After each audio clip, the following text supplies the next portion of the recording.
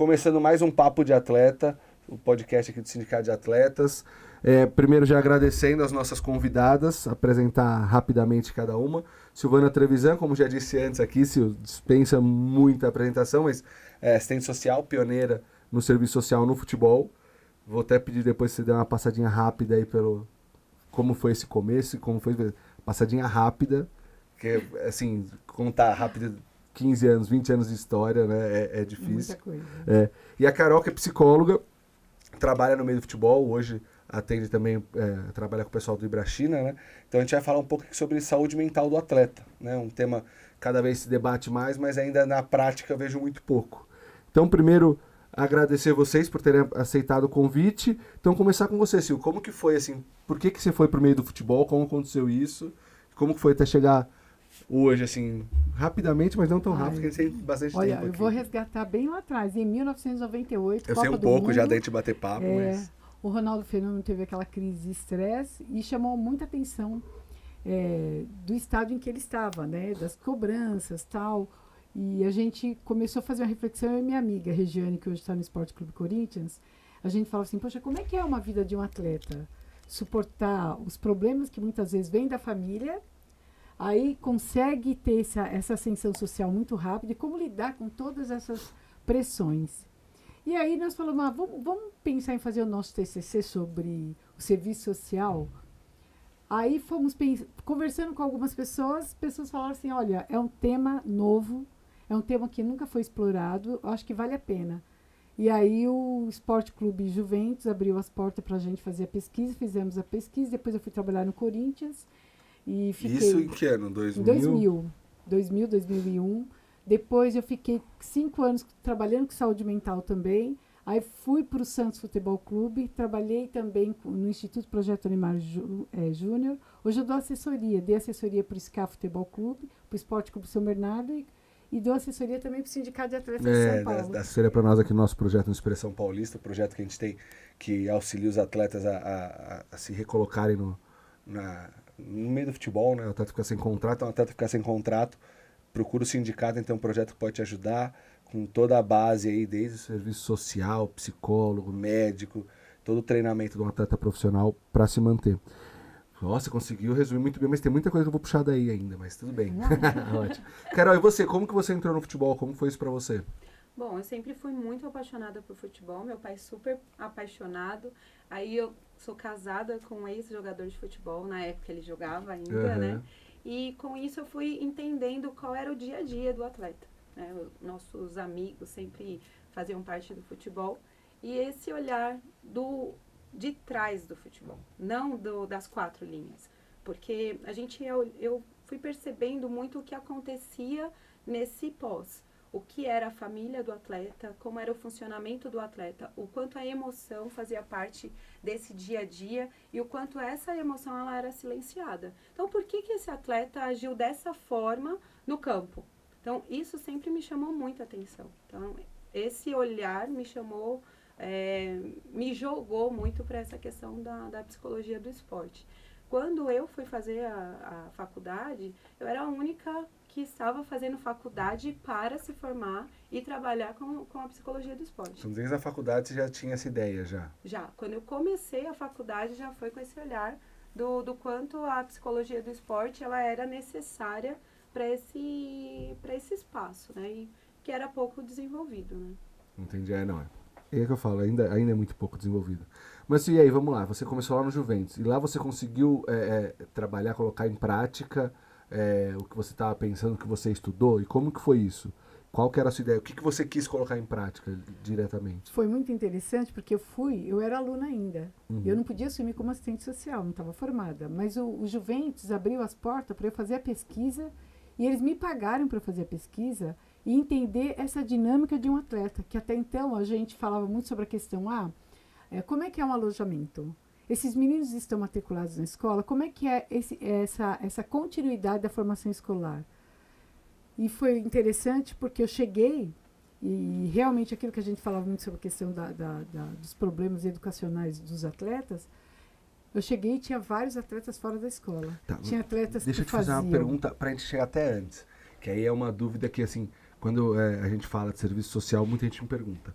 qual que é a função da assistente social e do serviço social no futebol, num clube de futebol? Defender os direitos humanos, fundamentais e sociais da criança e do adolescente que busca essa formação. E nós sabemos que um dos eixos que a gente trabalha é a questão da educação, a questão da convivência familiar, os direitos de atleta. Hoje nós temos um certificado de clube formador que tem uma exigência que está muito baseado na Constituição Federal, no ECA e também na Lei Pelé. Uhum. E a ideia é sempre trabalhar essas questões de direitos que não podem ser violados. E trabalhar também a família que precisa saber desses direitos. Porque tem muita gente que acha que só porque tem direito está resolvido o problema, né? E a gente sabe que a questão do direito é a fiscalização, se ele está sendo aplicado e respeitado. Exatamente. Agora tem uma questão que eu sempre levo em consideração, quem trabalha com categorias de base ou quer montar uma categoria de base, eu acho que antes deveria saber, primeiro, qual é o custo de ter as categorias de base, porque requer a questão da alimentação, da saúde, de tratamento odontológico, assistência psicológica, legalmente falando, tem mais obrigação uma categoria de base do que um profissional. Exatamente. Então, a pessoa às vezes não tem ideia disso. Então eu sempre falo isso, olha, você tem que saber qual a estrutura que você quer montar para isso. Você quer o certificado de formador? Você viu quais são as exigências que eles colocam para a gente poder fazer um trabalho digno, que está pautado minimamente aceitável, né? nas leis que respaldam a criança e o adolescente e que hoje é fortalecido para o desenvolvimento esportivo? Eu sempre faço essa reflexão. Não é só colocar no alojamento, achar que tá dando comida e acabou. E não é assim, né? Pelo que a gente já conversa, a gente se conhece, já te fala bastante sobre, educação e convívio familiar é o que você acaba mais tendo que tomar cuidado, que o clube acaba meio que deixando de lado essa parte? Olha, dá muito trabalho. Muito trabalho você fazer a matrícula, buscar a matrícula já dá trabalho. Normalmente eu começo pela diretoria de ensino, eu falo do trabalho, da nossa proposta enquanto futebol das categorias de base, qual é a nossa proposta enquanto formador, que não é só a questão do desenvolvimento desportivo, e sim do ser humano, do cidadão. E aí eles já avisam as escolas próximos do alojamento que eu vou estar presente, vou fazer a matrícula, eles liberam a matrícula do atleta, e daí por diante eu faço acompanhamento. Quando não tem a pedagogia, normalmente eu oriento para que tenha uma pedagoga para fazer isso. Uhum. Eu posso até garantir a vaga falando sobre os direitos fundamentais. Mas a pedagoga é que faz um desenvolvimento da formação escolar mais específico de acordo com a necessidade de cada um. Por quê? Tem atletas que vêm do Nordeste, do Norte, tem Centro-Oeste, vem do interior de São Paulo, e que o sistema educacional tem algumas mudanças. E a gente vai percebendo que eles vão encontrando muitas dificuldades. E quando tem um profissional que consegue fazer essa leitura, falar, bom, só a dificuldade é essa, eu vou te ajudar, é mais fácil da gente garantir uma frequência para esse atleta também, porque ele vai ser motivado e não vai passar aquela vergonha que muitos falam assim, professora falou, eu não entendi nada, Silvana, você sabe o que é isso, né? Então, quando a gente pensa num todo, quando a gente fala de proteção integral, nós temos que fazer essa leitura dessa profissão que esse adolescente está procurando. E quando a gente fala de base, a gente vai olhar para o atleta que ele é biopsicossocial. Exatamente. Então, muitas vezes, quando esse atleta ele entra no clube, ele é visto como alguém que vai entregar resultado.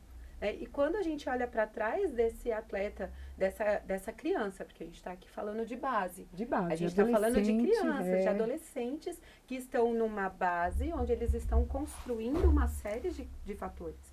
Não são só os fatores como o atleta nas 4 linhas, aquilo que ele vai entregar, mas sim quem ele é. Quem ele é, quem é essa família, qual é a perspectiva dessa família também, porque a gente percebe que o futebol está muito relacionado a muito dinheiro, e a gente sabe que somente 2% que se tornam ricos, afortunados. E é essa situação que a gente se depara o tempo inteiro. Mas os pais projetando isso psiquicamente para o atleta traz vários prejuízos. O pessoal falava antes da mãe da modelo, que pessoa quer ter que a filha seja modelo para ganhar dinheiro, futebol virou muito isso, né? Mas essa parte que você falou da preocupação com o atleta, a gente conversa muito com o Dr. Renato Anguiná, que é um médico também que auxilia muita gente aqui, que fala muito, ele é neurologista, e a gente fala muito de trauma de crânio, né? Pancada na cabeça e tudo mais. E uma vez ele falou uma coisa que me chamou muita atenção, que assim, todo mundo sabe, até o narrador sabe, se o atleta ele tá jogando, ele põe a mão atrás numa corrida, ele põe a mão atrás da coxa, todo mundo sabe, ele aconteceu isso, ele vai ficar tanto tempo fora, e todo mundo preocupado. Mas o atleta toma uma pancada na cabeça, desmaia, e tá tudo bem, ele acordou, tá tudo bem, né? É isso. Pô, tão preocupado com a parte mecânica do atleta, né? Ele tá respondendo, mas a parte cerebral de uma pancada na cabeça, que ele pode... Outro dia aqui no podcast, a gente falou do caso... me fugiu o nome do atleta agora.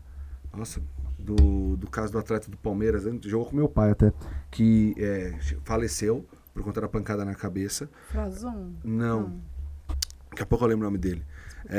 Mas ele também, ele sofreu uma pancada na cabeça, passou mal, levou pro hospital, o falou, é isso mesmo, beijo, tchau. Isso, final dos anos 80, começo dos anos 90, se não me engano. E cara, veio a óbito. Então assim, qual que é a preocupação? E eu vejo muito isso, o clube, ele trata o atleta como um ativo, né? Isso quer dizer, como um produto, uma mercadoria, e eu não vejo isso como errado, só acho que não é só isso, né? Até mesmo um produto. Eu vou fabricar um produto. Você vai se preocupar só com a fabricação dele, com a entrega? Quanto tempo esse produto vai valer? Quanto esse produto vai entregar? Qual é o problema de margem de erro do produto sair errado? Ou chegar lá, a pessoa tem uma alergia. Isso tudo você não tem que se preocupar por um produto? Eu vejo futebol muito assim. Não, o clube, ele está preocupado em pegar o atleta, formar e negociar. Ele não está preocupado como que ele vai formar, como que ele pode formar melhor. Ele não está preocupado, não. A maioria não está preocupado, né? A gente acha que generalizar é complicado.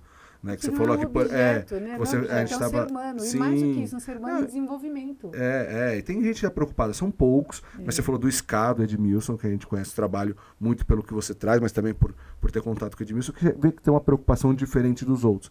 Mas de uma maneira geral, a regra é, peguei o atleta, ele tem que dar resultado, acabou, ele deu resultado, tchau, próximo. Só que tão pouco percebe que o atleta que ele está mal estruturado psicologicamente, né? Ele chega lá fora, ele não entrega o que ele esperavam que ele entregava. Essa semana mesmo saiu uma notícia de um menino que saiu da base de São Paulo, foi contratado, transferido para o Barcelona por 25 milhões de reais, e ele voltou para jogar no Vila Nova.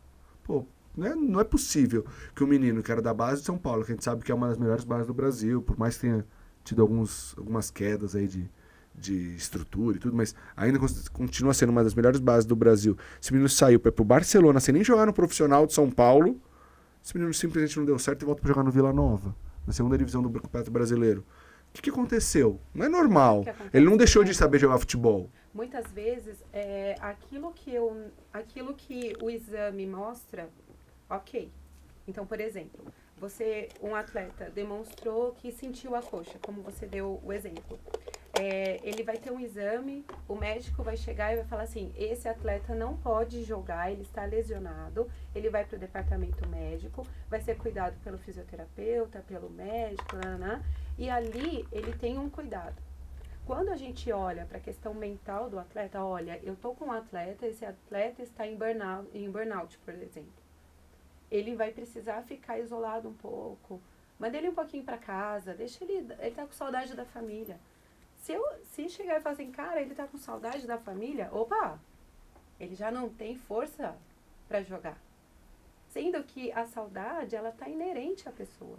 Você sente saudade, eu sinto saudade, a Sil sente saudade. Então o atleta, ele quando a gente olha para uma máquina de entrega e não olha para essa pessoa antes, a gente vai falar muito sobre a saúde mental. Mas muitas vezes, quando a gente fala do esporte, a gente está num alto nível de exigência. Então, quando a gente está num alto nível de exigência, é tudo alto. Então, o estresse é alto, a cobrança é alta. A gente não vai nem falar de prevenção de danos. A gente vai falar de prevenção de danos, a gente vai falar de redução de danos.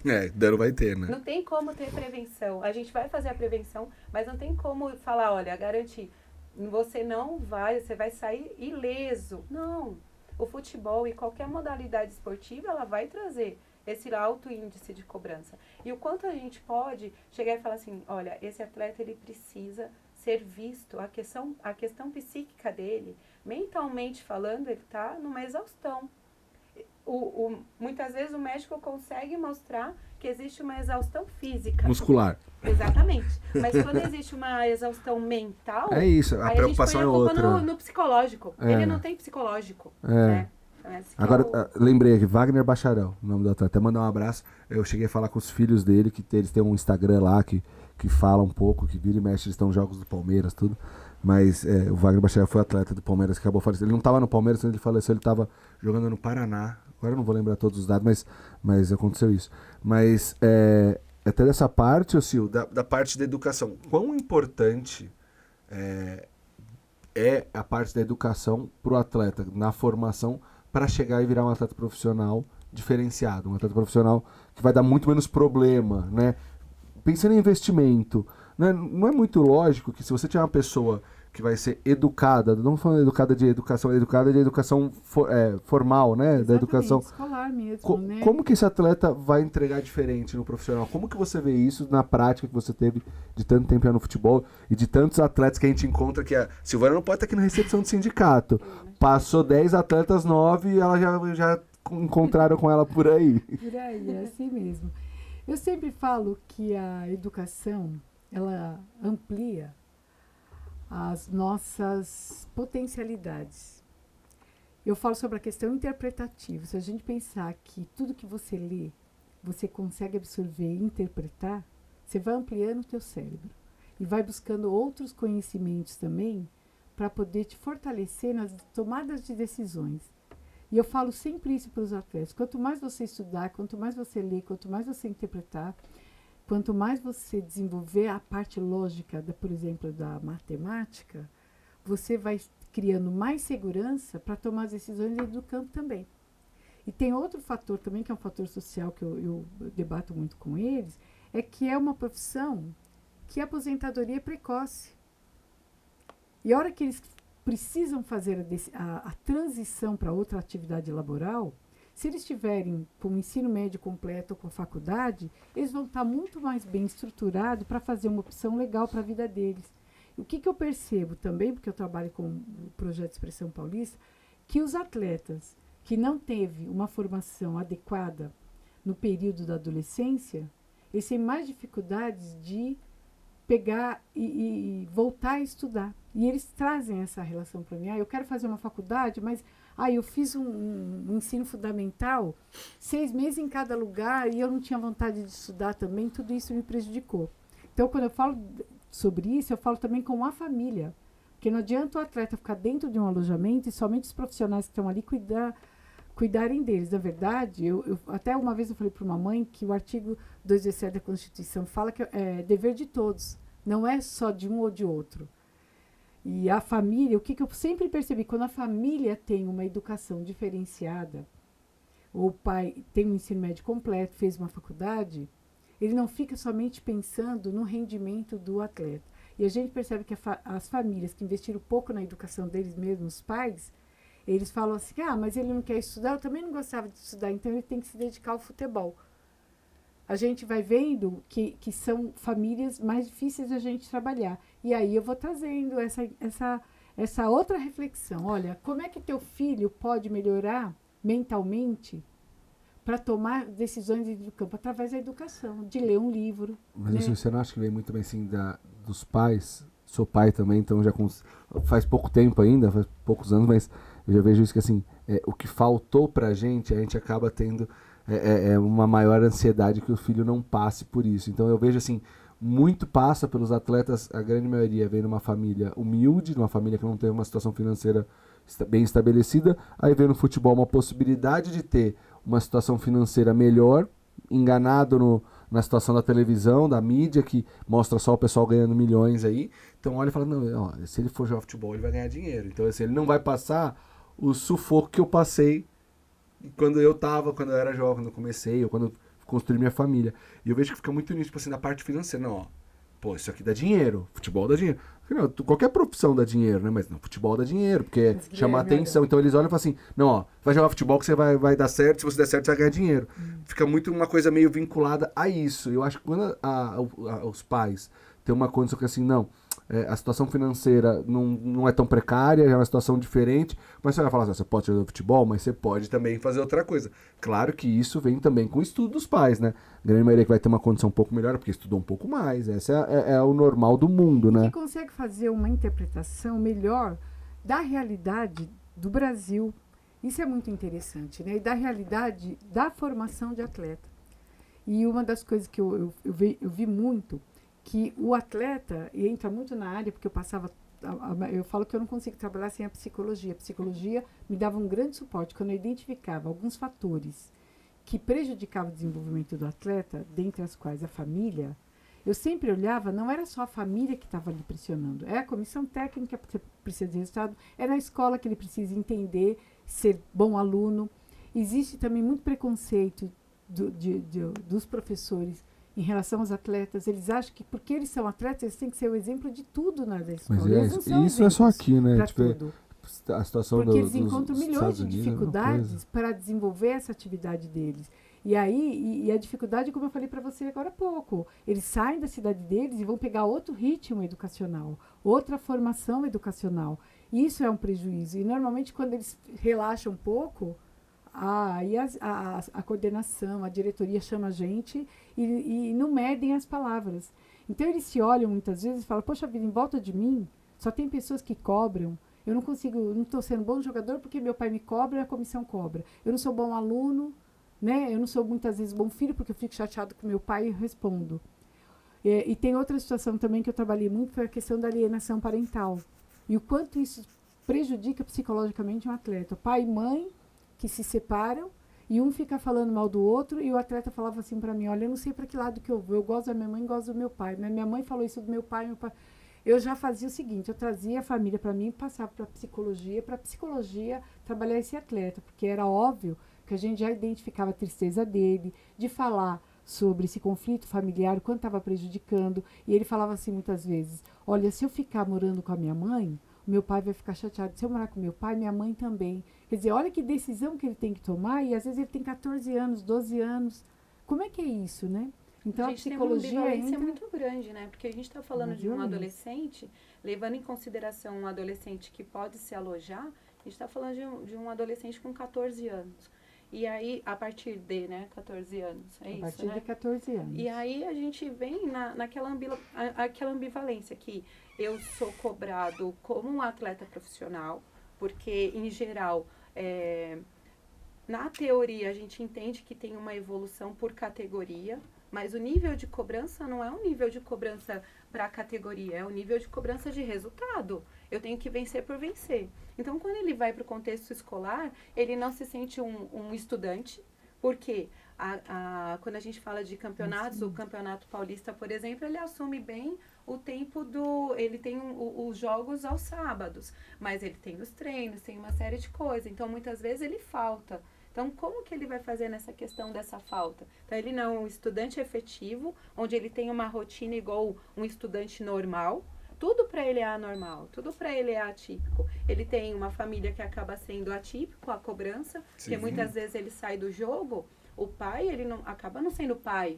O pai, ele já teve toda a cobrança do jogo, ele teve a cobrança da comissão técnica, ele tem a autocobrança dele. Quando ele entra no carro, ele encontra um outro treinador, né? Falando para ele todos os pontos que ele errou e vai pro caminho de casa. Quando não é alojado, vai pro caminho de casa, escutando tudo aquilo. Dele, ou às vezes ele mora no alojamento, e aí não tem nem acesso, né?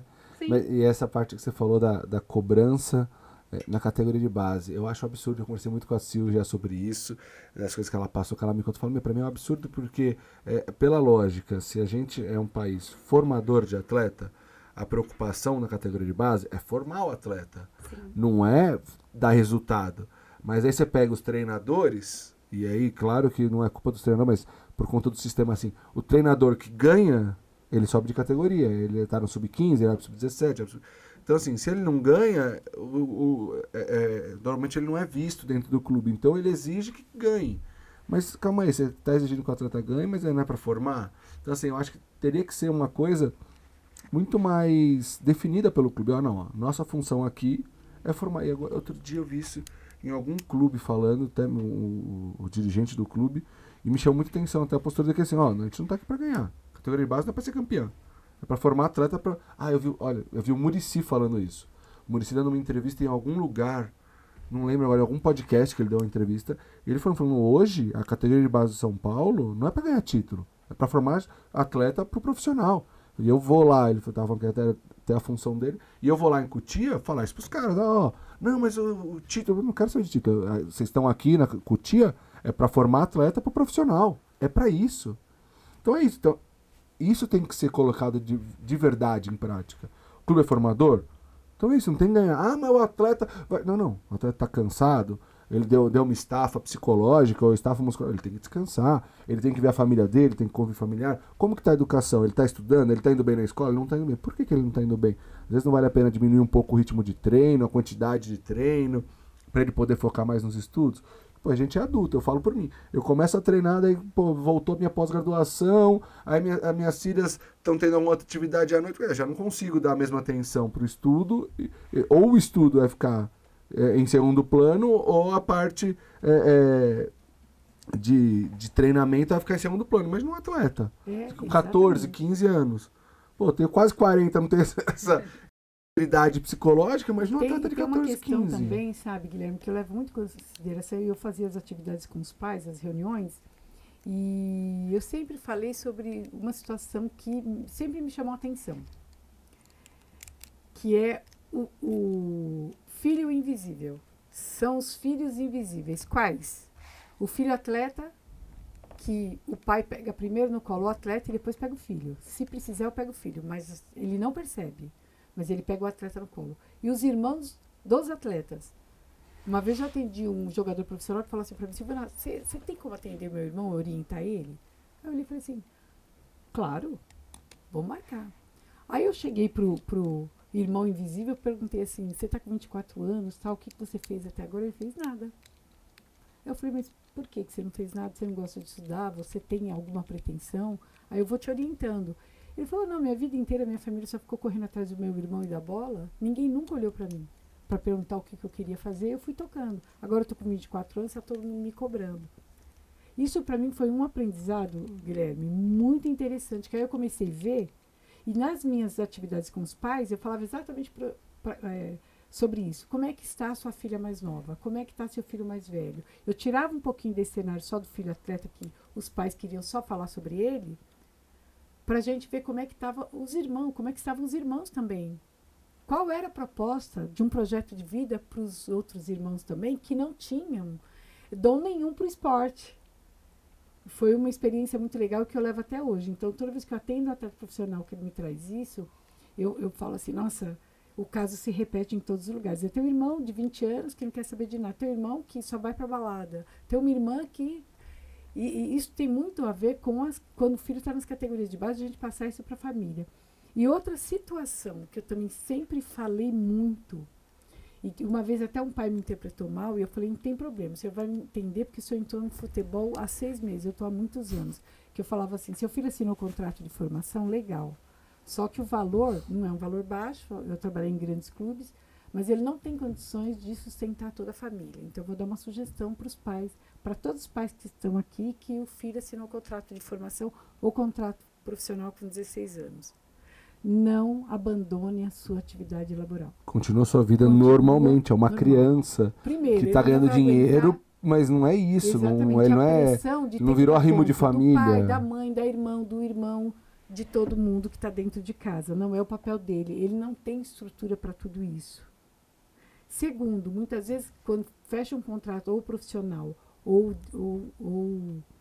de formação com valor um pouquinho acima do mercado, que a gente está acostumado a ver, a gente já vai identificando que a família muda de hábitos. Eu vou comprar um carrão, eu vou comprar um apartamento de frente com a praia. Do atleta, né? Exatamente. Então, a gente vai olhando, fala assim, peraí, não é bem assim, vai devagar, porque ele pode se machucar e não voltar mais, ou então ficar um ano parado, o rendimento dele cai. E a Carol sabe muito bem disso, que quando um atleta se machuca e vai para a reabilitação, ele cai psicologicamente, a gente percebe que ele não esperava aquilo, né, Carol?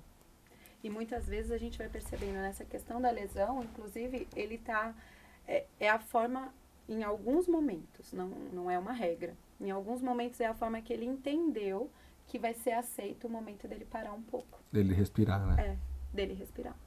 Então, como que a gente vai olhar para isso? Então, automaticamente, quando a gente olha para a saúde mental do atleta, um atleta que está tenso, por exemplo, a musculatura dele vai estar tensionada.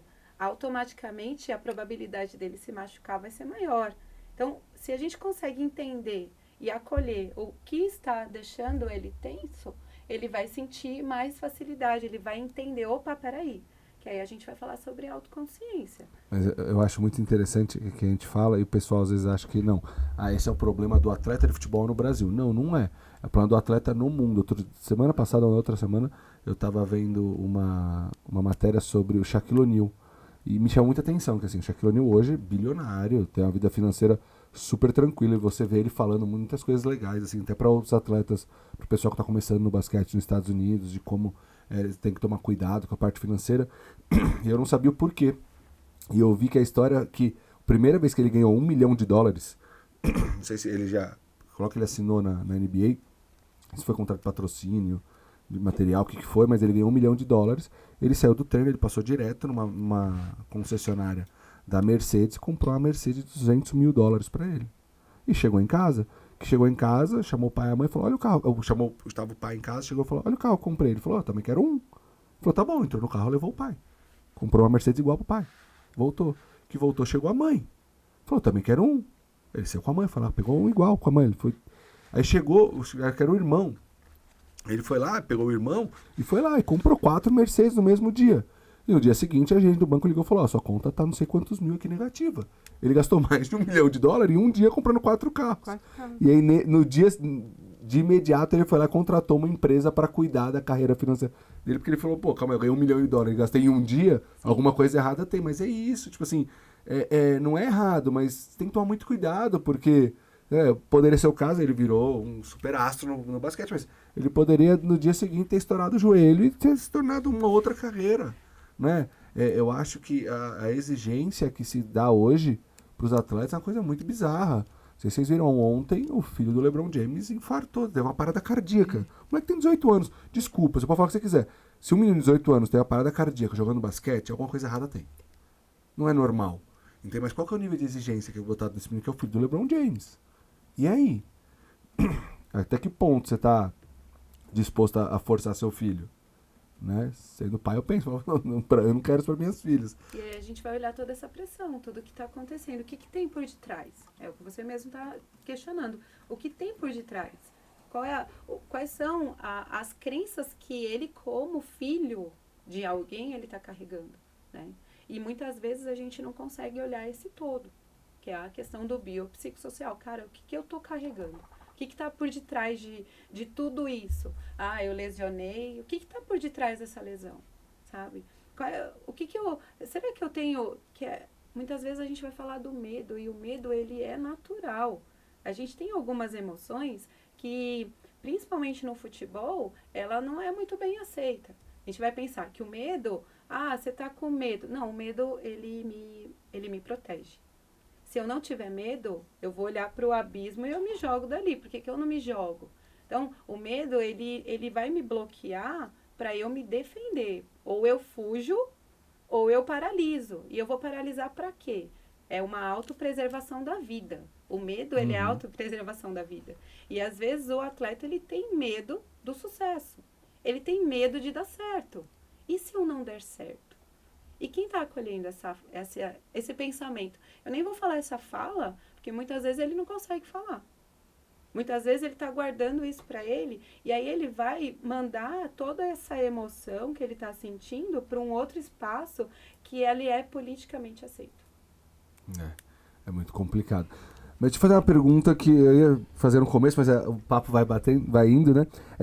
Como que o serviço do trabalho de vocês duas... onde ele se junta e como que é feito isso? Como que o serviço social vai à psicologia, a psicologia vai para o serviço social? Como que é isso dentro de uma esfera do clube, por exemplo? É muito interessante sua pergunta, porque tanto o serviço social, né, as assistentes sociais, assim como a psicologia, nós temos uma escuta muito ativa.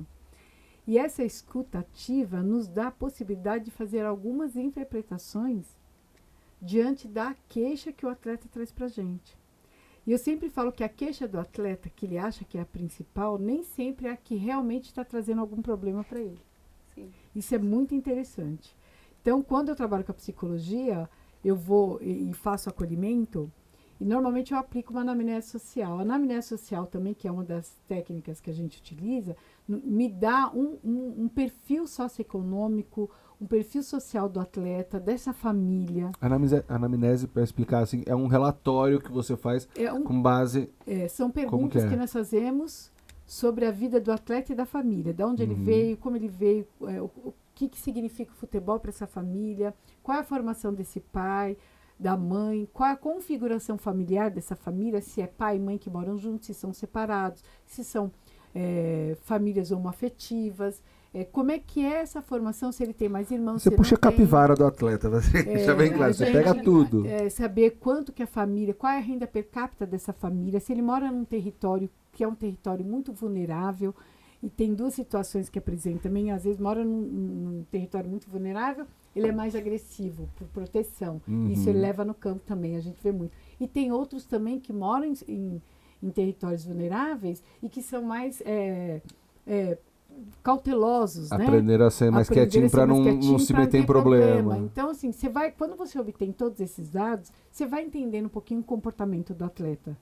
E aí que eu vou e falo assim, olha, por exemplo, eu faço uma pergunta da saúde mental da família. Na família tem alguém que faz uso de algum medicamento contínuo, né? Você faz uso de algum medicamento contínuo? E o que eu identifiquei num dos levantamentos que eu fiz num dos clubes que eu dei assessoria? Que nós tínhamos 12%, ou que estava ali entre, vamos pensar, uns 8% das mães e uns 4% de pais que faziam uso de psicotrópicos. E tem uma pergunta que eu faço também, que é sobre o uso abusivo de alguma substância na família, o álcool, outras drogas, e eles assinalavam. Eu peguei uma vez um atleta que ele falava do alcoolismo do pai junto com a violência doméstica que toda a família sofria. Então são dados que isso me ajuda muito a trabalhar com a família. E o que eu faço? Aí eu transfiro para a psicologia e falo assim, olha, eu trago todo esse levantamento que eu faço e passo para a psicologia e falo, olha, cuida desse atleta que a situação dele é essa. A gente tem um código de ética, tanto o serviço social quanto a psicologia. O que a gente descobre, o que a gente sabe, a gente tem que respeitar a história de vida das pessoas. A gente não pode sair falando, né, de tudo. Às vezes o atleta mesmo às vezes, conta alguma coisa com a comissão técnica, então não é um segredo. Eu falo sempre isso para eles. Isso que você está me falando, com quem mais você comentou? E aí ele fala, comentei que falou, então eu vou chamar essa equipe que você relatou isso para que esse problema seu não saia daqui. E quando eu divido com a psicologia, somente ele fala, não conversei com ninguém. Eu falei, então eu vou conversar teu caso com a psicóloga ou psicólogo e eles vão te ajudar também. Eu fico com a tua família.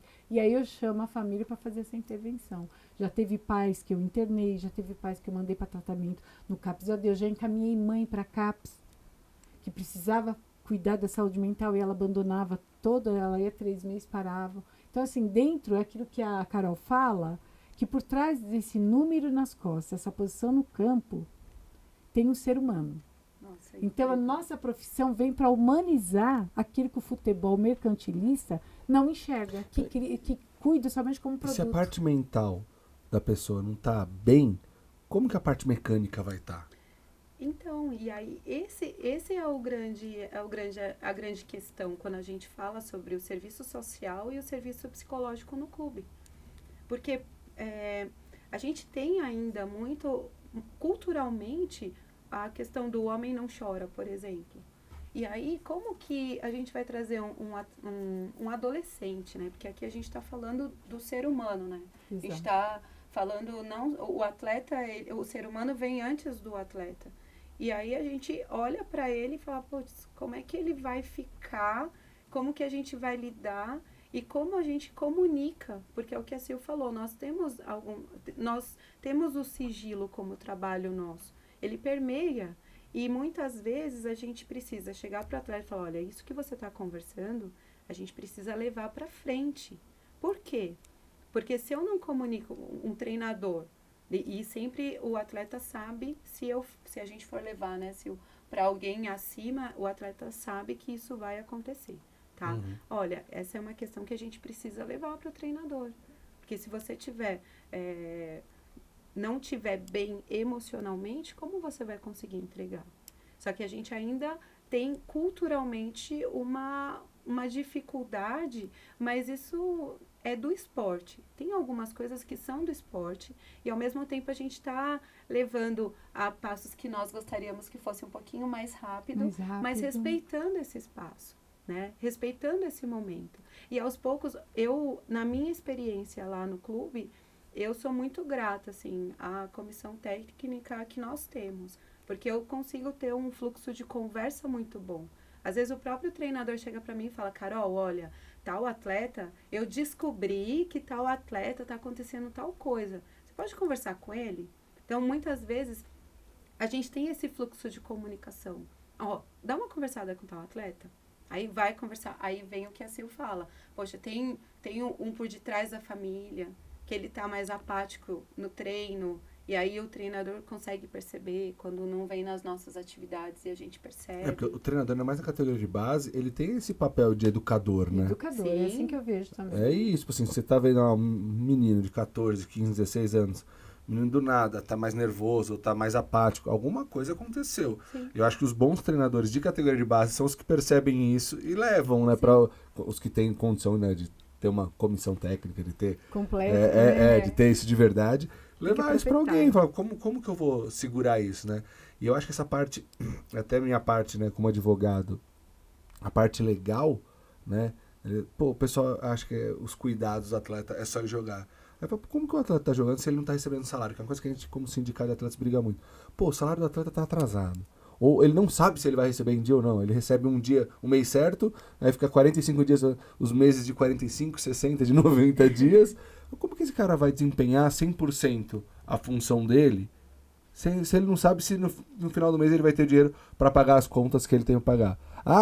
Mas ele ganha muito. Mas tá bom, ele ganha muito, ele tem direito de gastar muito. E a questão não é essa. Porque, assim, esse final de mês eu preciso de 100 mil para pagar todas as minhas contas. Porque isso, o atleta ele tem casa, ele tem carro, ele tem um monte de gente que ele ajuda. Sim. Né? Assim, e se não chegar esse dinheiro, o que ele vai fazer? Como que ele vai pagar todos os compromissos que ele assumiu?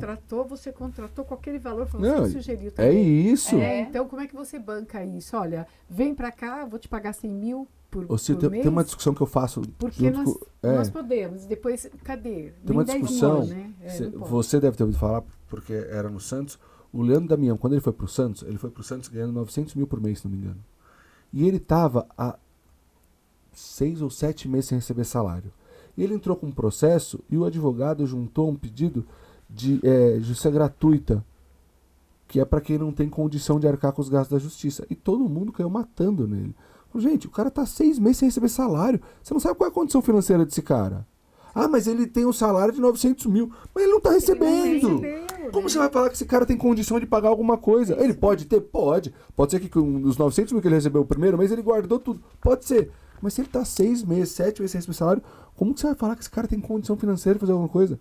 E ele vai para as prioridades dele, não que a defesa não seja uma prioridade. E se ele ganha 900 mil, é direito dele gastar 900 mil, certo ou errado? Sim. Saúde financeira, não tô discutindo isso. Mas se você tem um salário, você tem direito de gastar ele, ou até mais, se você quiser. Mas a questão é assim, como que você vai falar com uma pessoa que tá com meses de atraso de salário, tá numa situação financeira tranquila? Você não pode afirmar isso. Eu lembro que na época a imprensa caiu matando ele. Ele até recebeu uma multa de dano dentro do processo por ter pedido isso. Isso era um absurdo. Juro, foi uma coisa jurídica. E assim, mas ele ganhou 900 mil. Batiam só nessa tecla. Eu falei, tá bom. Mas o cara pode ser milionário. Aí a conta dele tá bloqueada. E daí? O que ele faz da vida? Ele não consegue comprar uma bala. E aí? Como que resolve essas coisas? Então acho que assim, é muito... E depois de 6 meses ele já não tem nem para quem pedir, né? Porque é o que a gente sabe, quando tem um atleta que ganha tanto, muitas vezes ele tá auxiliando a família toda. Então, ele auxilia até o primo de 5º grau. Sim, que ele nunca viu na vida. É isso mesmo. Entendeu? E aí ele ajuda ONG, ele ajuda instituições de caridade que precisam, ele ajuda muita coisa. Sim. E o pessoal só olha aquele número, né? Fala, o cara recebe tanto por mês. em regra, se ele for mais cuidadoso, ele vai estar bem de vida, mas... E aí? Normalmente eles têm várias famílias, né? É a família dele, que ele constituiu, a família primária, que é pai, mãe, irmãos, a família, muitas vezes as esposas também. E isso daí vira um aglomerado financeiro. Não, isso nós estamos falando dos Uma top, bola de né? neve, Nós estamos falando dos que ganham né? dinheiro. Agora, se ele ficar 6 meses sem receber, com todo esse aglomerado de pessoas dependendo financeiramente deles, é difícil mesmo. Se o ano passado, na Série A do Muito brasileiro, 17 dos 20 clubes atrasaram o salário. Nossa Nós estamos falando de um negócio Senhora. muito bizarro ainda, Sim. muito assustador. De clube aí que está faturando não sei quantos milhões, 500 milhões, 600 milhões, e atrasando salário. Tipo, né, é muito longe do né? certo, muito longe do discrepante correto. também, exato. Isso nós estamos falando dos caras que estão na Série A do brasileiro. Mas sabe o que e é a grande maioria difícil? que não está nisso? Eu fico imaginando, A grande maioria. que eu já me deparei com isso, que os atletas muitas vezes têm até receio de procurar ajuda, por exemplo, aqui no sindicato, e ser mal interpretado pelos clubes. Né? Olha, tá vendo? A gente tá 3 meses, pedimos para ele aguentar as pontas, ou tá 6 meses, ou tá 1 ano sem receber, e ele foi lá e ele Sabe é um o que eu ouvi de traíra. uma juíza uma vez? E eles têm medo de fazer, de denunciar, de procurar ajuda para processar Se o eu clube. entrei com um processo, o menino estava há 18 meses sem receber salário, 1 ano e meio. Sabe o que a juíza falou no documento, no processo? Que não tinha como isso ser de verdade, porque ninguém ia ficar 1 ano e meio sem receber salário. Não dá pra falar pra ela, vem cá, vamos dar a volta aqui no futebol. Você vai entender do que eu tô falando. Ainda mais de menino de 20 e poucos anos. Eles aceitam essa condição achando que não, isso aqui, se der lá na frente eu conseguir um novo contrato, isso valeu a pena. E não valeu a pena. A grande maioria, a gente vê que é isso.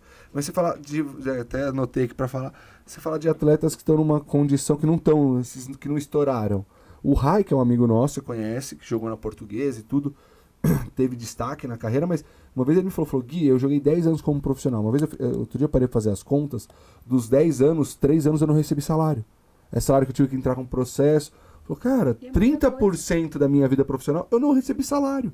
Agora, Foram me os fala meses que eu uma não coisa, recebi. Como que a pessoa vai ter cabeça para executar a sua função quando você não recebe aquilo que é o fruto do seu trabalho? E o nível de É o exigência, resultado. o nível de exigência que você falou agora há pouco, assim, não é profissional base. Se ele tá jogando Série A do brasileiro ou D do brasileiro, o nível de exigência dentro do clube é o mesmo. Nada Se ele tá muda. jogando no profissional no sub-15, ou sub-11, infelizmente, em regra, a exigência é a mesma. Sim. Como que você vai exigir desse atleta, do atleta que tá lá no Real Madrid ganhando a vida, um nível de exigência, e do cara que tá na Série D do brasileiro, que não sabe se mês que vem ele vai ter contrato, o mesmo nível de exigência. Sim. Exato. Assim, acho que essa parte que a gente fala da saúde mental do atleta, você tá falando só do futebol, que é o primo rico do esporte no Brasil. Sim. E o resto? Como que você faz? Ah, Como a você gente- quer exigir das pessoas? Esses dias eu fui assistir o treino da seleção de rugby de cadeiras, de cadeirantes. É assim, os caras, eu tô falando de seleção brasileira, tá? Os caras vão com o seu próprio carro, eles já trabalharam o dia inteiro, aí ele vai pro treino à noite, ele já trabalhou o dia inteiro, ele vai pro treino à noite. O valor da cadeira de roda para você jogar é surreal. No mínimo custa 15 mil reais, uma cadeira de roda assim, tipo um uninho básico, né?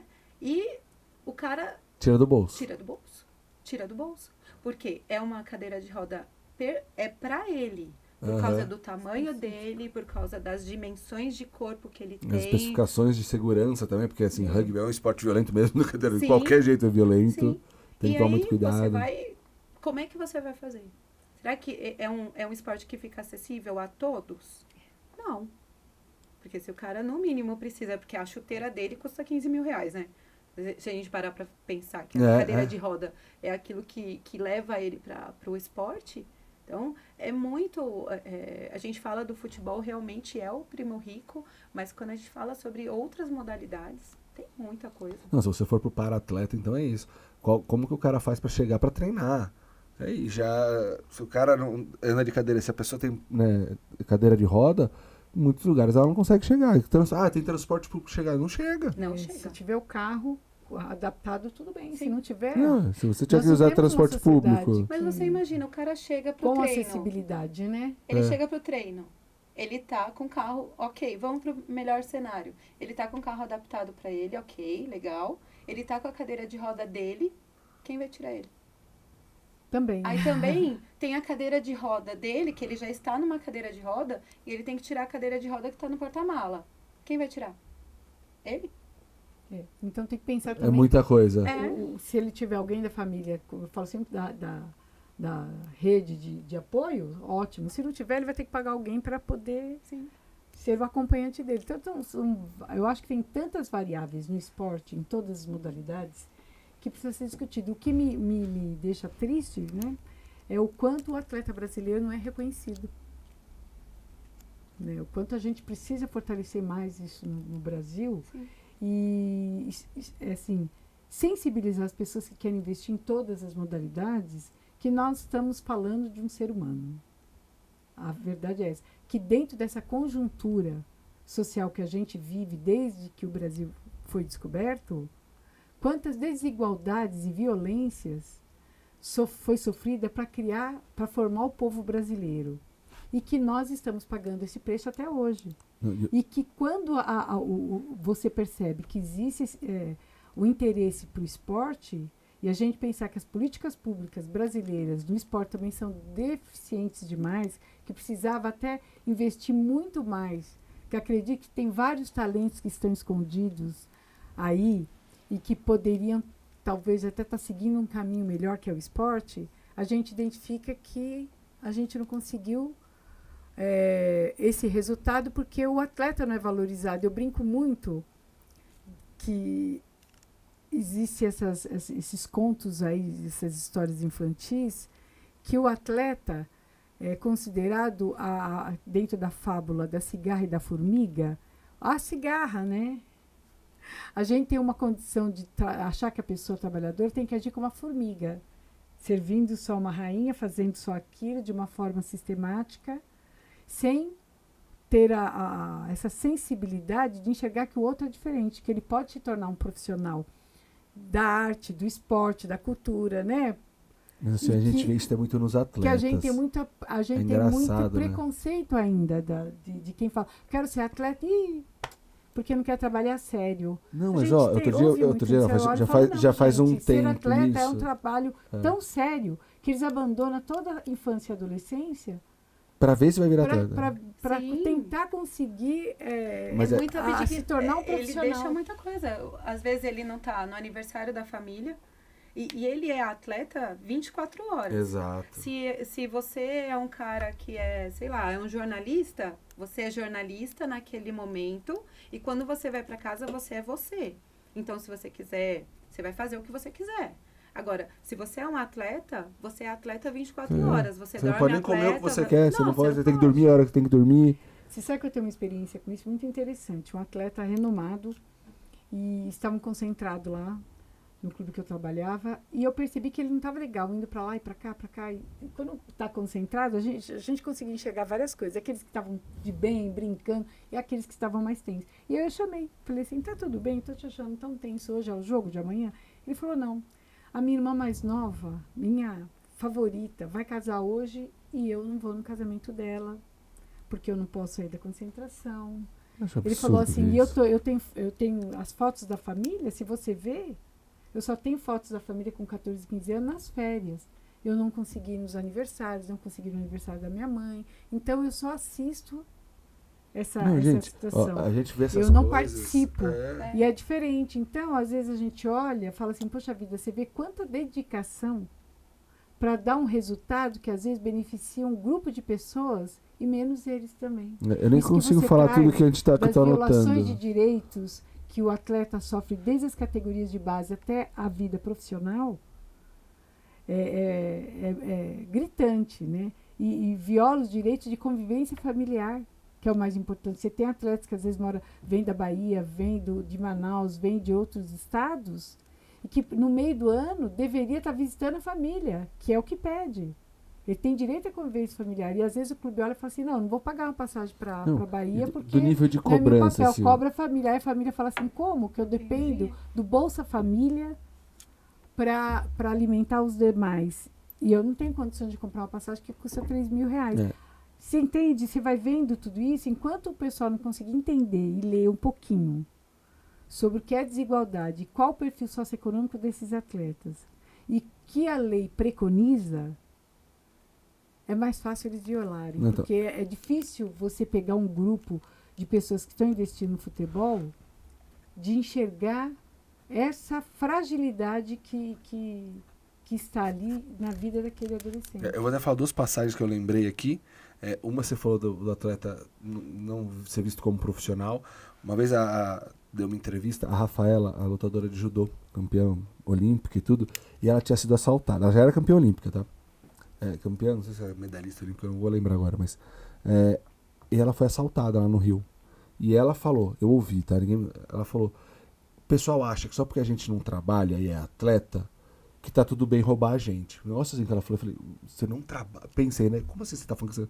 Eles não conseguem ter consciência que assim, isso é trabalho. Isso é trabalho. Não, pra grande maioria das pessoas, não. Se eu não entro no escritório, num lugar, tal hora e saio tal hora, eu recebo meu salário registrado na CLT, convencional. não é trabalho. Primeira coisa que me chamou a atenção. E outra foi o que aconteceu ontem, o Rafinha, do São Paulo, não sei se vocês acompanharam, ontem foi o primeiro jogo da semifinal da Copa do Brasil, São Paulo e Corinthians, e estavam martelando o Rafinha desde domingo, porque o Rafinha domingo ele foi para Munique, recebeu uma homenagem do Bayern de Munique. E ele não estava no jogo, porque ele estava sendo poupado, porque ele teve um problema físico, me parece, e ele não ia pro jogo, ele foi para receber essa homenagem. E acabou o jogo. Então, desde domingo só se falava isso, como o Rafinha foi até a Alemanha para um jogo de ex-atletas do Bayern. E ontem, depois do jogo, ele falou, cara, acho muito engraçado. Você tinha que estar batendo palma para mim. Isso, Porque eu sou um cara que eu fui homenageado pelo Bayern de Munique, um dos maiores clubes do mundo, por tudo que eu fiz lá. E em vez de eu estar recebendo palma, vocês estão aqui reclamando. Eu fui para lá receber uma homenagem. Porque o brasileiro tem a síndrome de cachorro vira-lata, né? Não é assim, Isso não, é tá um muito na desrespeito que nossa o São Paulo autorizou. Deixa bem claro, o São Paulo autorizou, ele Claro. foi e tá imprensa, os torcedores, mas alguns torcedores, falando que é uma falta de respeito. Falta de respeito com quem? Como assim, se o São Paulo não se sentiu desrespeitado, quem representa o São Paulo autorizou, você não pode falar em falta de respeito. Sim, As duas partes estavam de acordo. Muito pelo contrário. Mas assim, a imprensa, fala, pô, cara, é um brasileiro. Que tá no meu clube, né? Não é isso, o brasileiro, né? A imprensa, olha que legal. Está indo num país de primeiro mundo, Né? Que é considerado... um país e é um clube que emprega muitos jogadores brasileiros e está recebendo uma homenagem. Por tudo então, que essa fez como síndrome de cachorro profissional. vira-lata que me incomoda muito na sociedade brasileira, né?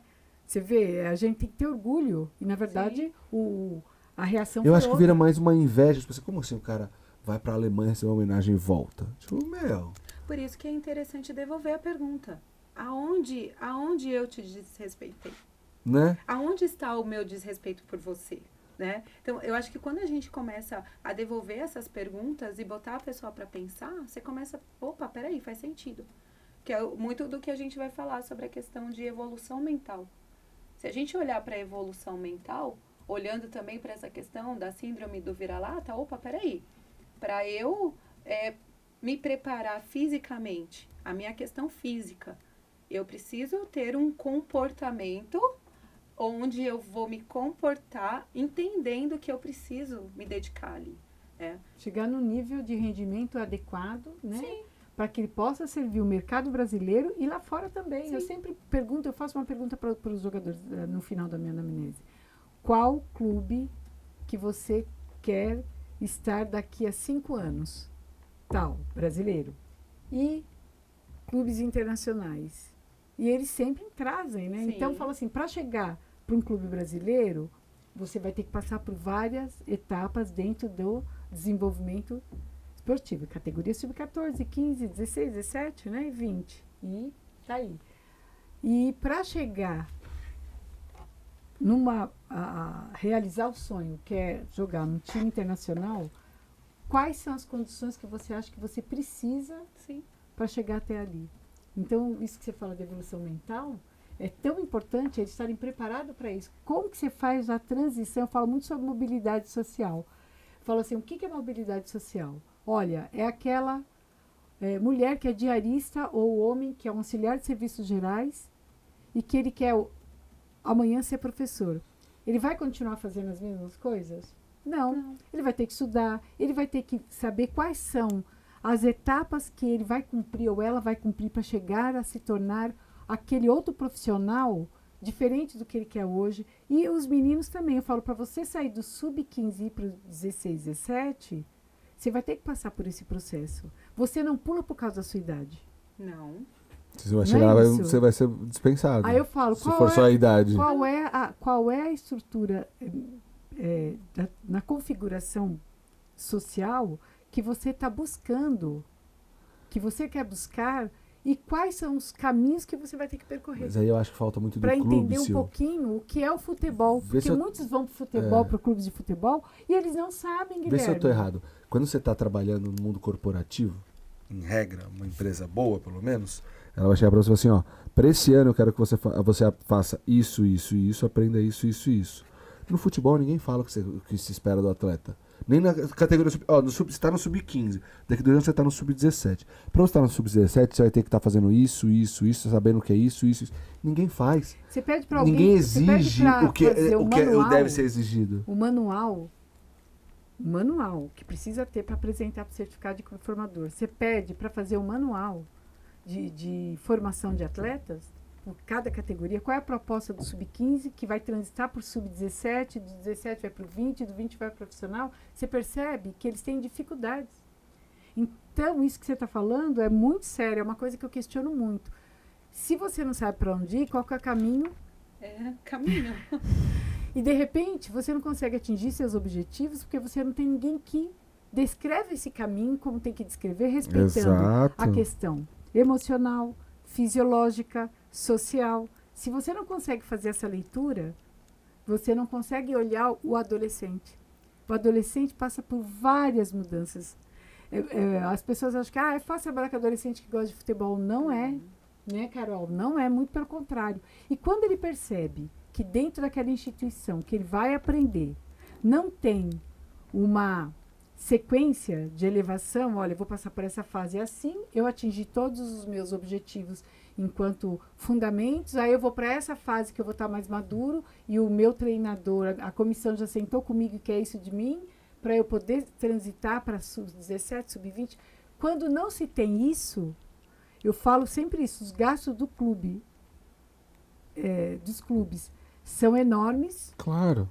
E eles não conseguem formar tantos atletas com qualidade como deveriam. E não é só a questão de títulos, eu falo que tem essa questão. Mas é formar uma pessoa com qualidade, um material humano de verdade. Quando você tem um gestor diferenciado, um gestor que entende o que é formação de base, você vê que ele tem essa preocupação e ele vai cobrando todo mundo. Olha, vamos fazer isso, vamos sentar todo mundo. Ele chama todo mundo para conversar. E com isso você trabalha maturidade e autorresponsabilidade. Exatamente. Porque quando eu entendo o que é esperado para minha entrega, olha, eu espero o que você falou, eu espero isso de evolução. Tá vendo aqui? Você não entregou. Não é pessoal. Não é que eu não gostei de você. E no meio do caminho, fala, você não tá entregando. Tá o que você vai fazer para entregar lá no final? Já chegou, e aí? A gente puxa um pouquinho do comecinho da nossa conversa, quando a gente fala, quando você falou sobre a questão do produto. O atleta, ele acaba sendo um ativo do clube. Isso não dá para romantizar. A gente está falando de futebol, a gente está falando de base. Quando eu tenho um atleta que eu sei que ele está em categoria X, o esperado para ele na questão física é essa, na questão tática é essa, na questão técnica é essa, e na questão mental é essa. E aí você reduz a questão de imaturidade, porque o atleta vai, opa, peraí, isso aqui é esperado de mim. Então, aonde eu vou trabalhar minha questão cognitiva? Na escola. Então, eu já entendo que eu vou precisar ir para a escola. A escola não é porque a federação pede para o clube a presença do atleta. Não é isso. Por que o atleta vai para a escola? Porque eu posso fazer lá, no clube eu trabalho com cada categoria, a gente tem atividades semanais, eu tenho atividades semanais com cada categoria. Não faz eco. Toda atividade cognitiva, comportamental, são muitos estressores para trabalhar em uma atividade por semana, né? Então, se ele vai para a escola, ele vai trabalhar a questão cognitiva dele uma vez por dia. E aí você trabalha a rotina dele, ele trabalha a regra, porque a escola tem a regra, tem o horário de entrar, tem as provas que ele precisa entregar. Então, tem uma questão de coisas. E você vai trabalhar a autorresponsabilidade. opa, peraí, o que eu tô fazendo? Pô, eu repeti de ano na escola porque eu decidi não ir para a escola. Porque o clube está me cobrando, eu sei que eu tenho uma responsabilidade para fazer, eu preciso ir. E aí, opa, foi autorresponsabilidade. Vai tirar um pouquinho daquela questão, daquela frase que a gente escuta. O treinador me pôs no banco. Opa, Não. o treinador não me pôs no banco. Ninguém põe ninguém O em meu lugar nenhum. resultado me pôs no banco. Exato. E aí você vai fazer uma autoavaliação. Cara, como é que você está na questão mental? Qual nota você se dá? Ah, eu tenho tanto medo de ir pro preciso evoluir, que eu me ponho uma nota, sei lá, uma nota 8, 9. Tá, mas e aí?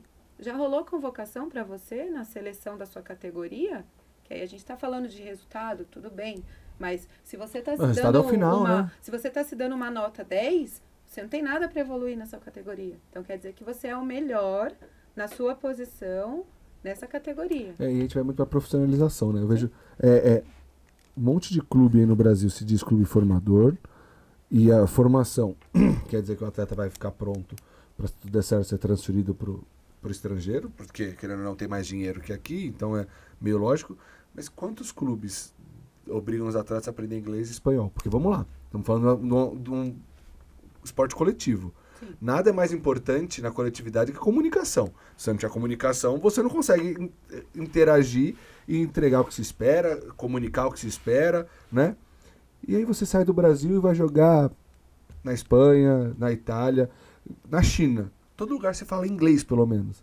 Que clube que obriga a atleta a fazer Eu acho que curso nem, de não é inglês? só obrigar, viu? A questão não é obrigar. É mostrar a o importância. investimento. Quando você tem um gestor diferenciado, na própria formação, ele já coloca, olha, nós vamos ter que fazer um investimento e fazer com que eles façam esses 2 idiomas ou um idioma só. Vai fazer inglês, vai fazer espanhol.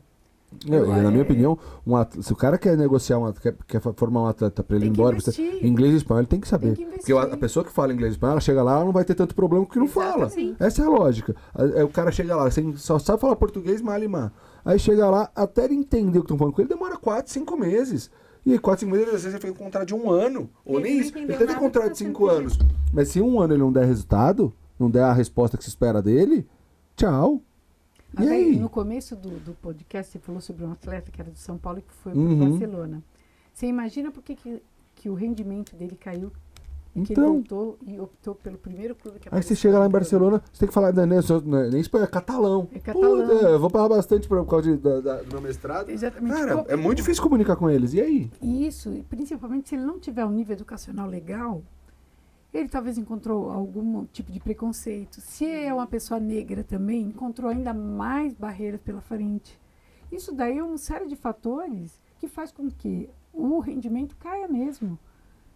E o Brasil precisa fazer esse investimento com todos os atletas. Está nas categorias de base, vamos aproveitar e incluir, sabe, no nosso centro de custo, o pagamento, né, de curso de inglês, de idiomas, para que ele possa trabalhar o atleta por completo. Mas não existe isso. É como eu falei, até a convivência familiar, quando a gente falou o atleta precisa ir para casa, o clube não vai pagar, manda o pai. Aí você conversa com o pai, fala, dona Silvana, eu vou tirar o dinheiro, a comida da boca dos meus filhos o ano inteiro. Aí você fala com o empresário fala assim, não, fala aí com o gerente de futebol, porque quando eu levei ele para ir, não era isso que nós combinamos. Então você vai olhando, enquanto tiver pessoas que quando estão falando de gestão, né? Nós estamos falando de gestão, futebol é gestão o tempo inteiro.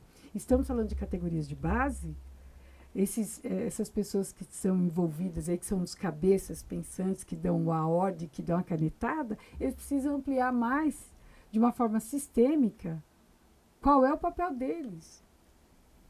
O que envolve a formação, que não é só isso que eles estão trazendo. É como falar para o professor, olha, lousa e guspe, né? Fala, saliva. Não é, hoje não é mais, né? Então a gente precisa ainda sair mais dessas condições. no mundo de trabalho, que o esporte claramente é um trabalho muito árduo, por sinal, se você não tiver começo, meio e fim, ó, o que você espera do atleta? Eu vejo muita gente, a gente discute ainda que o atleta não sabe o que é doping e o que não é. Agora o negócio da manipulação, que o atleta não sabe. Como que daí você chega num clube profissional, de verdade? Eu falo só, pelo menos os 40 clubes, 20 Série A, 20 Série B. Como que não tem tem que ter todo ano, começo de ano, porque chega muito atleta. Você não tem uma palestrinha sobre doping, manipulação, sobre arbitragem, regras de jogo, porque tem atleta que não sabe ainda a regra de jogo. Fala, não é possível. Sobre o que você pode fazer, o que você não pode. Mas assim, teria que ter uma semana só de palestra. Guilherme, pior do que isso, eu vou te falar o que acontece. E eu falo isso com muita propriedade. Quando você tem gestores que, quando você faz uma planilha de atividade socioeducacional para propor para o atleta, e é rejeitado. Não, mas nós é não mais temos normal. tempo para isso. Você vai tirar um dia de treino, você vai não sei o quê. O tempo inteiro eu falo que é boicotando o trabalho de quem cria essa proposta, porque muitos falam assim, eu fui atleta, eu não precisei de nada disso, e olha hoje. Aí eu olho e penso. Você quer que eu fale minha opinião? Você quer que eu fale minha opinião? Eu sou sincera, eu olho e já fico assim, nossa. Você vai olhando, as pessoas ainda estão lá atrás. Mas, elas não viram o que você sabe um pouco para receber o quando a gente fala sindicato, disso, como que é? Se Nossa. ganhou, não dá porque ganhou, a gente vai dar folga, eles precisam ter o entretenimento dele. Se perdeu, não dá pra entrar ninguém aqui, porque a gente vai ter. Sempre tem uma desculpa pra não abrir pra nada diferente do que é o gestor ali, o diretor. A palestra de abuso sexual que eu e o Alê promovemos através do Sindicato de Atletas de São Paulo, acontece exatamente isso. Às vezes alguns profissionais nos chamam, quando vai apresentar para o gestor fala assim, não, senão vai achar que aqui tem isso, tá acontecendo aqui dentro. Olha a cabeça desse gestor, né? Aí você olha e fala assim, quanta dificuldade que a gente encontra para levar um conhecimento que tem a ver com a formação cidadã. Porque são temas... Com a formação da pessoa. De manipulação... simples.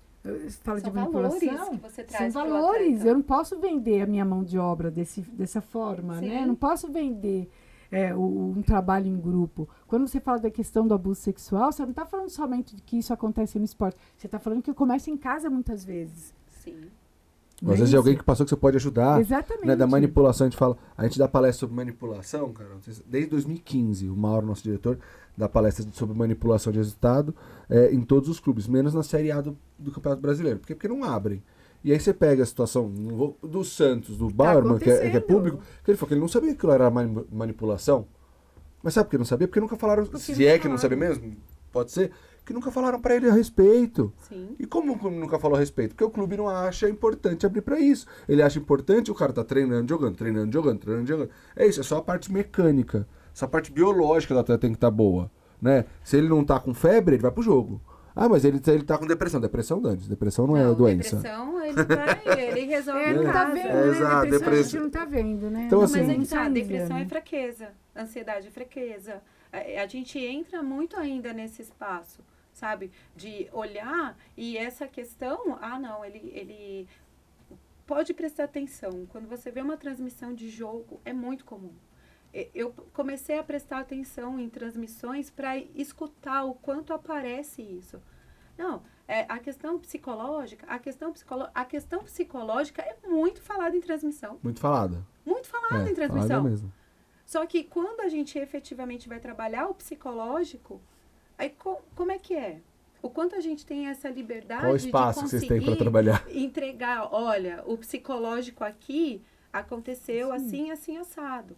Sabe? Mas, Eu tive um caso, um atleta que eu atendi, que ele era categoria sub-11. Sub-11. Que não é nem atleta, né?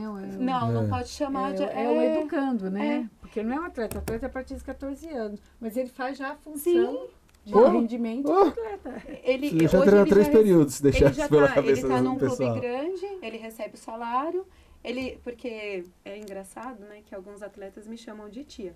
Tia, eu já tenho até cartão de crédito, mas aonde que esse atleta especial, ele estava sendo agredido, 11 anos, gente, não é atleta, ele estava sendo agredido pelos atletas pelos garotos que ainda já faziam parte daquela equipe. E quando eu fui conversar com o pai, com a família, eu não sei como é que a gente vai falar isso. Porque qual era o medo?